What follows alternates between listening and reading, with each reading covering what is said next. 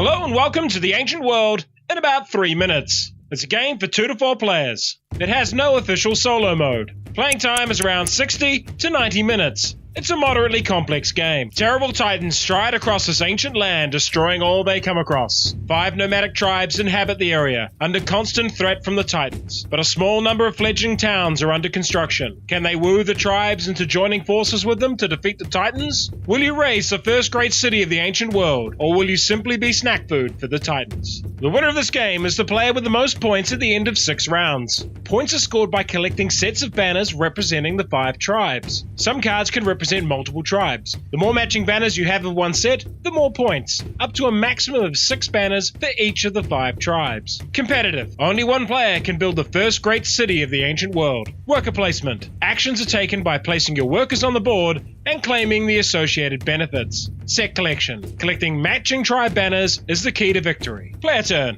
The game lasts for 6 turns, and on each turn you will take a number of actions. Most of these involve placing a worker on the board and claiming the benefits. You can use Explore to look at the next 5 Empire cards and store one for later. You can build one of the Empire cards, paying the cost shown on the card. If your worker is the same number as another worker there, it costs 1 extra coin. You can also build a stored card. You can spend 3 coins or a scroll to gain a district card, which will increase the number of Empire cards you can have. You can recruit a new army or upgrade an existing one by paying the cost shown. And you can get new workers, get scrolls, improve your combat skill temporarily, or get money with other actions on the board. And if any of your Empire cards have actions, you can use them as well. The other main action is challenging a Titan. You must select your military units and pay them a coin each. Their combined strength must be enough to match the Titans. If it is, you defeat them and claim them as a reward. Then the Titan reacts and rolls damage dice based on its level. This can damage your city and force you to make repairs. Coins spent on units stay on them, and each time you use a unit, its cost goes up by 1.